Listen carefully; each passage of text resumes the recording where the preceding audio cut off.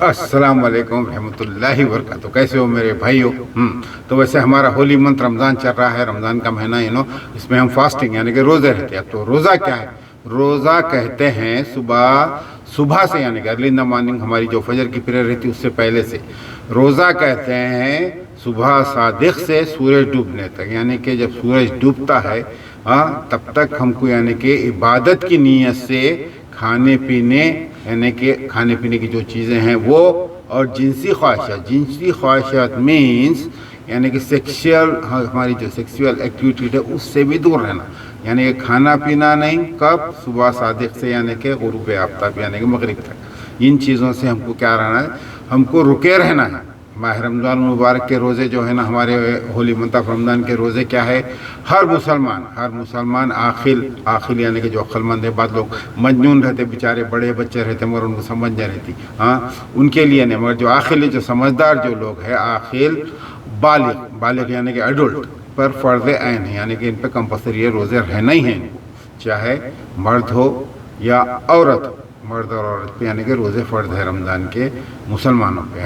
اب رہا عورتیں جو ہے جیسا ان کے خصوصی پاس ٹائم رہتے اس میں ناپاک رہتے تو جب ان کو یعنی کہ روزے نہیں رہنا ہے وہ بعد میں اس کی یعنی کہ اس کی یعنی کہ ادائیگی کر سکتے. تو مگر یہ ہے کہ روزہ ہر مسلمان عقل مند مرد اور عورت پہ جو ہے سو یعنی کہ ضروری ہے روزہ رکھنا. اور جو مجنون اور نابالغ پر روزہ رکھنا ضروری. مجنون یعنی کہ جو دماغی بچے وہ رہتے کوئی بھی بڑا ہو یا بچہ اس کو یعنی کہ روزے رکھنا ضروری نہیں ہے. نابالغ بچے رہتے ہیں کو روزہ رکھنا ضروری نہیں. البتہ ان کی طاقت کے حساب سے روزہ رکھوائیں تو مستحب ہے. کیونکہ صحابہ اکرام اپنے نابالغ بچوں کو روزے رکھوانا ان سے بھی ثابت ہے. صحابہ اکرام میں جو زمانے میں ہمارے پرافٹ کے ساتھ جو لوگ صحابہ اکرام رہتے تھے ان کے ساتھ میں وہ لوگ بھی اپنے بچوں کو روزے رکھواتے تھے. مگر ایج یہ ہے کہ ہر مسلمان کیا ہے؟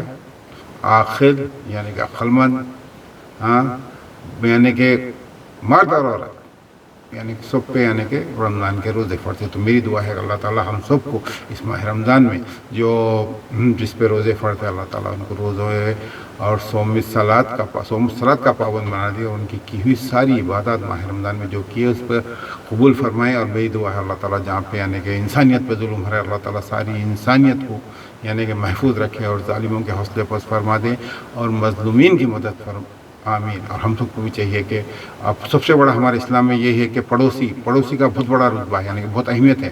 پڑوسی مینس نیبر کو یعنی کہ اس کے بارے میں سوچنا ضروری ہے. ہمارے رشتہ داروں سے زیادہ اس کو بارے میں سوچنا. تو ہم کو اللہ تعالیٰ توفیق دے کہ ہمارے پڑوسیوں رشتہ داروں اور تمام ضرورت مندوں کی مدد کرنے کی ہمت و طاقت عطا فرمائے آمین. اور ریاکاری سے محفوظ رکھے آمین. اور ہم سب کا خاتمہ بحالت ایمان ہو. اللہ حافظ. آپ کا بھائی.